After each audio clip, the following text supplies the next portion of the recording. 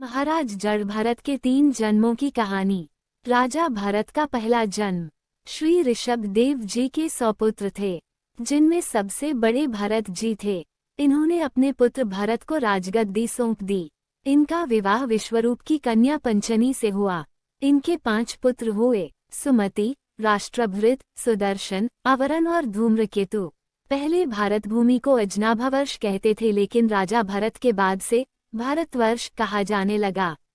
इन्होंने बड़े अच्छे से प्रजा का पालन किया और ये बहुत अच्छे राजा हुए। कई वर्ष बीत जाने पर इन्होंने राज्य अपने पुत्रों में बांट दिया और खुद पुलहाश्रम हरिहर क्षेत्र में आ गए। वहीं पर भगवान का ध्यान करते, पूजा पाठ करते और कंदमूल से भगवान की आराधना करते। इस तरह ये भगवान में मन को लगाए रहते। एक बार भरत जी गंडकी नदी में स्नान कर रहे थे, तो इन्होंने देखा कि एक गर्भवती हिरनी पानी पीने के लिए नदी के तट पर आई। अभी वह पानी पी ही रही थी कि पास ही गरजते हुए सिंह की भयंकर दहाड़ सुनाई पड़ी।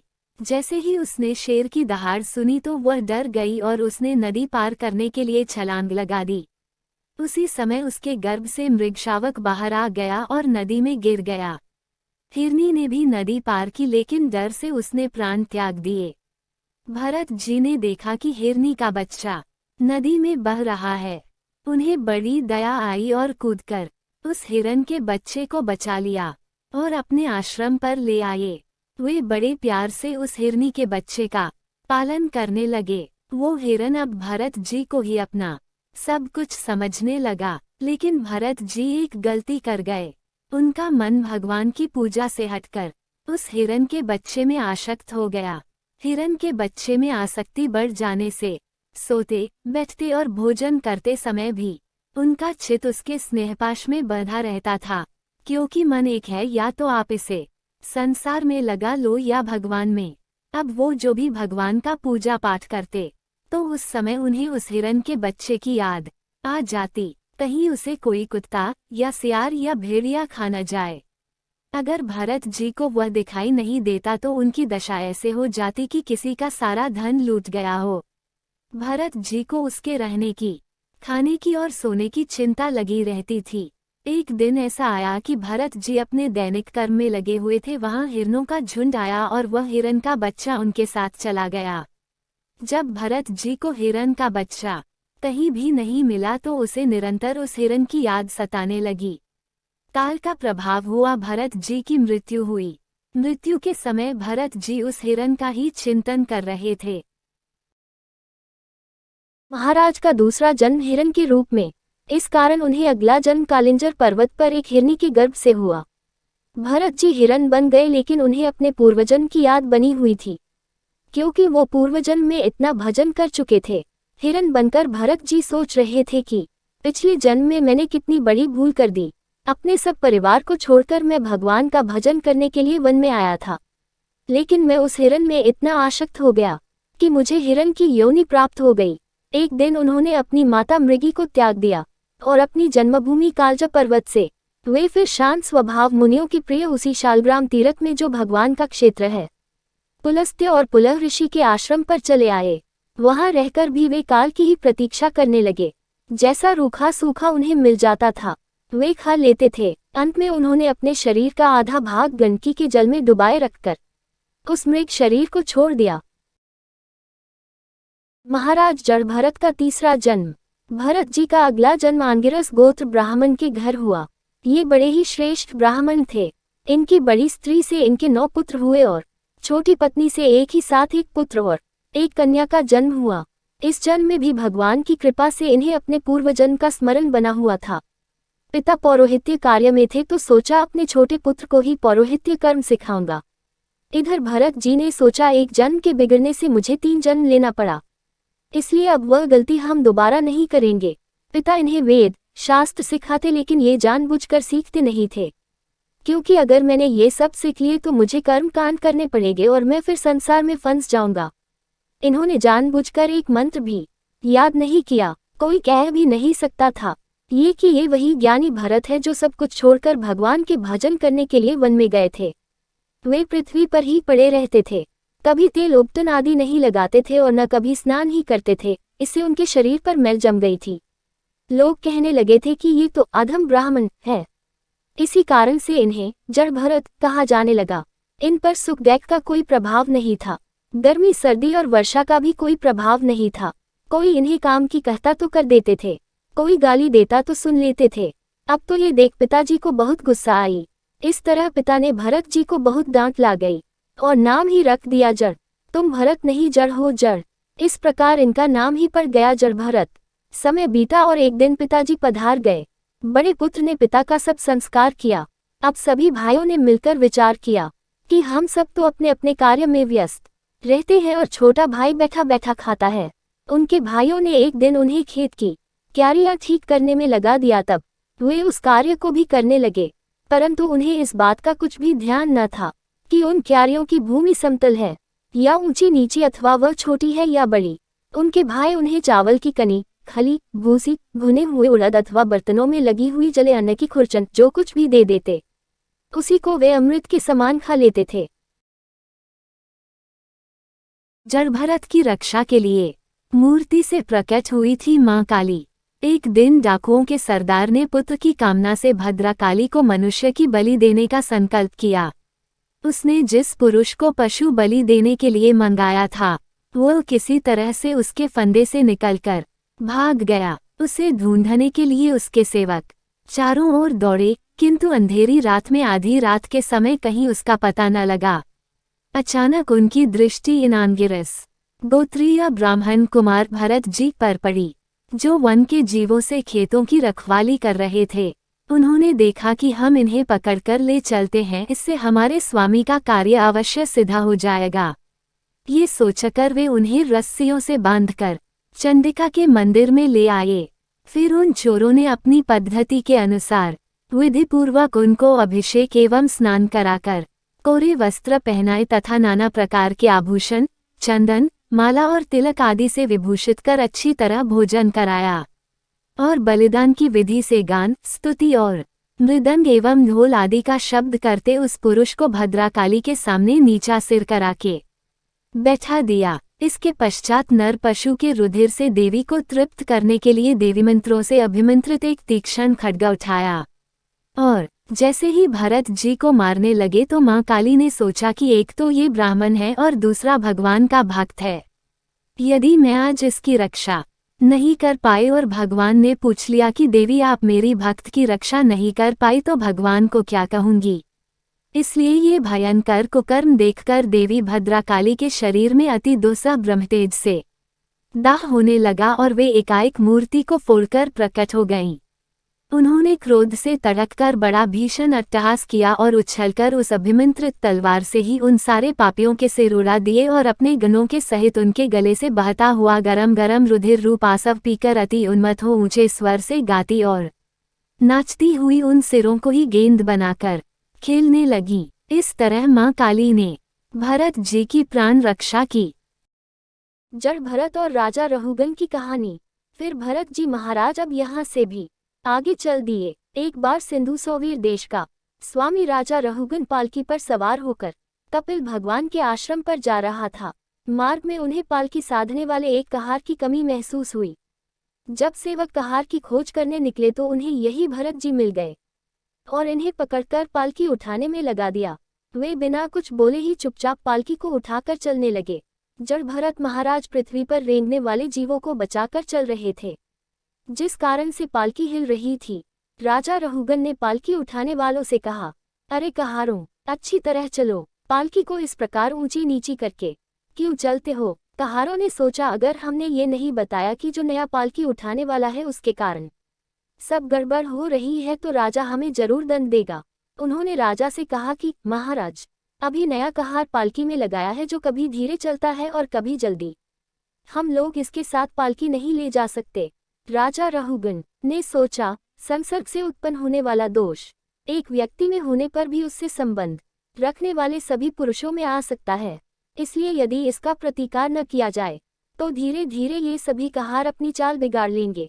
ऐसा सोचकर राजा रहुगन को कुछ क्रोध हो आया। राजा गुस्से में कहने लगा, बड़े डैक की बात है, अवश्य ही तुम बहुत थक गए हो। इतनी दूर से तुम अकेले ही बड़ी देर से पालकी ढोते चले आ रहे हो।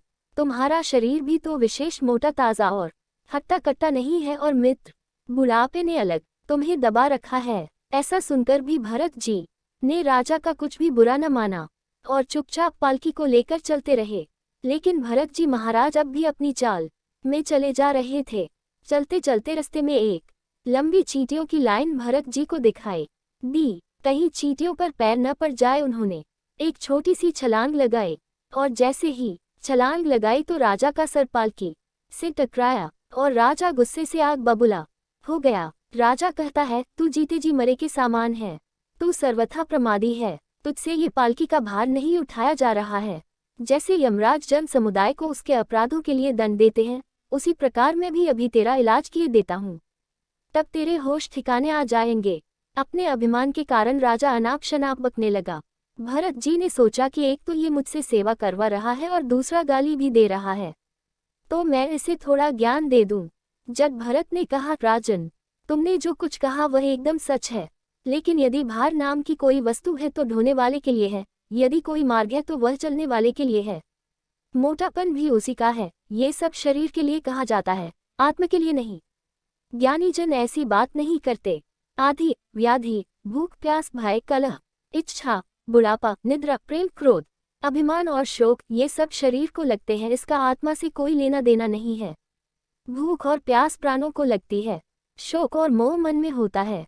तुम राजा हो और मैं प्रजा। प्रजा का काम है वो राजा की आज्ञा का पालन करे, लेकिन तुम सदा के लिए राजा नहीं रहोगे और मैं सदा के लिए प्रजा नहीं रहूंगा। तुम कह रहे हो कि मैं पागल हूं और मेरा इलाज तुम कर दोगे। मुझे शिक्षा देना ऐसे होगा जैसे कोई किसी वस्तु को पीस दे और तुम आकर उसे दोबारा पीस दो।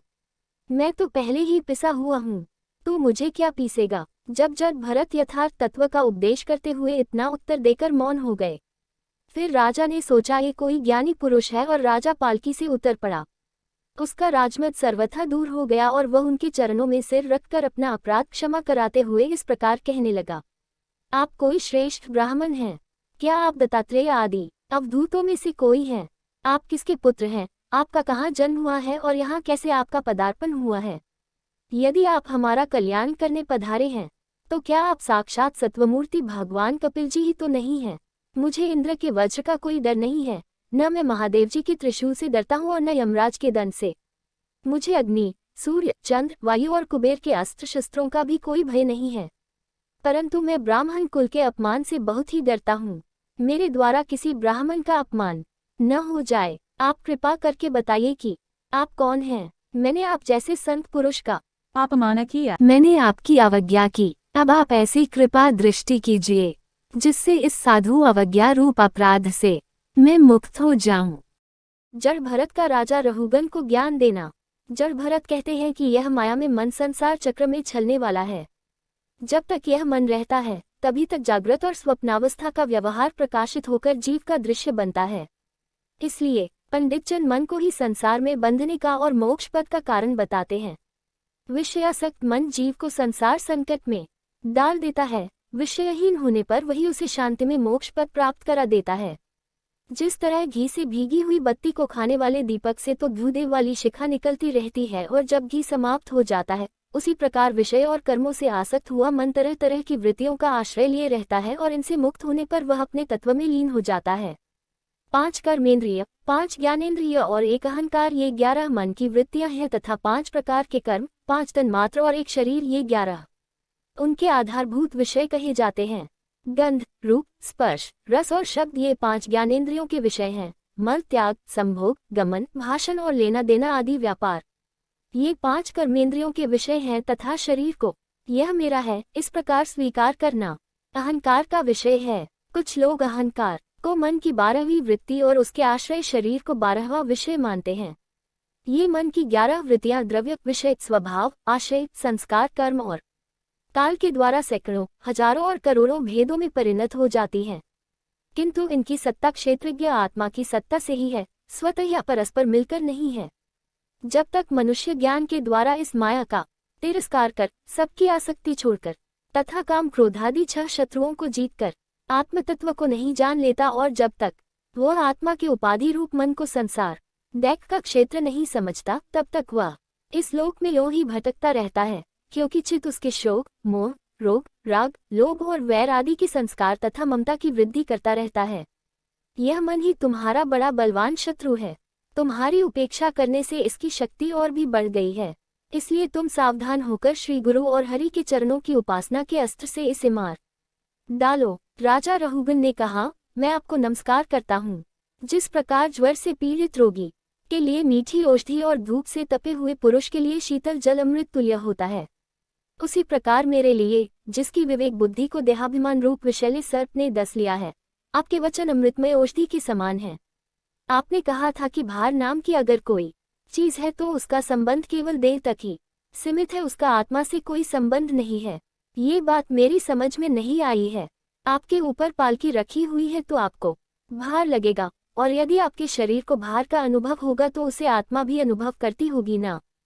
फिर राजा कहता है कि तुमने कहा कि सुख दैक का अनुभव आत्मा नहीं करती है, लेकिन मैंने युद्ध में खुद को थकते हुए देखा है।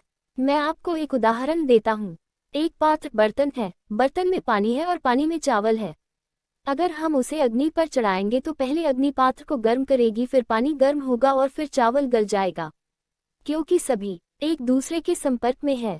आप समझे कि इस देह का संबंध इंद्रियों से है, इंद्रियों का संबंध मन से है, और मन का संबंध बुद्धि और बुद्धि का संबंध आत्मा से है। एक दूसरे के संपर्क होने के कारण सुख दैक का अनुभव आत्मा भी करती होगी ना। राजा की इस बात को सुनकर जड़भरत हंसे और बोले, राजन, एक ओर तू तत्व को जानना चाहता है और दूसरी ओर इस व्यवहार जगत को सत्य मान बैठा है। जैसे तूने अपनी बात रखी है, इसी तरह से मैं भी अपनी बात रख देता हूँ। तूने कहा कि एक बर्तन है, बर्तन में जल है, जल में चावल है, और जब हम अग्नि पर उसे चढ़ाते हैं तो पहले अग्नि उस पात्र को गर्म करती है, फिर पानी गर्म होता है और फिर चावल गल जाते हैं। लेकिन अगर उस पात्र में चावल की जगह एक पत्थर का टुकड़ा डाल दे तो क्या वह अग्नि उस पत्थर को जला सकती है, गला सकती है? राजा ने कहा कि नहीं, जल सकती है और ना ही गला सकती है। जड़भरत जी बोले, इसी प्रकार आत्मा भी निर्लेप है। आत्मा को कोई सुख दैक का अनुभव नहीं होता, ना ही इस पर जल का प्रभाव है, और ना ही अग्नि का, ना अस्त्र का और ना ही शस्त्र का। इस आत्मा का वस्त्र ये देह है। इस प्रकार जड़भरत जी ने बड़ा ही सुंदर ज्ञान राजा रहुगन को दिया है। इसके बाद भरत जी ने भवाटवी का वर्णन किया है, जिसका श्रीमद् भगवत पुराण में सुंदर वर्णन है। अंत में भरत जी कहते हैं कि अपने मन को संसार से हटाकर भगवान के चरणों में लगाओ। ये मन काम, क्रोध, मोह, मद, लोभ, परिवार और विषयों आदि में फंसाए रहता है। अब तुम प्रजा को दंड देने का काम छोड़कर समस्त प्राणियों की सुहृद हो जाओ और विषयों में अनासक्त होकर भगवत सेवा से तीक्ष्ण किया हुआ ज्ञान रूप खड्ग लेकर इस मार्ग को पार कर लो। राजा रहुगन ने कहा, आपके चरण कमलों की रज का सेवन करने से जिनके सारे पाप ताप नष्ट हो गए हैं, उन महानुभावों को भगवान विशुद्ध भक्ति प्राप्त होना कोई विचित्र बात नहीं है। मेरा तो आपके 2 घड़ी के सत्संग से ही सारा कुतर्क मूल का ज्ञान नष्ट हो गया है। इस तरह से जड़भरत ने इन्हें ज्ञान दिया, और राजा रहुगन उस ज्ञान को पाकर इस प्रकार तृप्त हो गए जैसे कोई निर्धन धन पाकर तृप्त हो जाता है।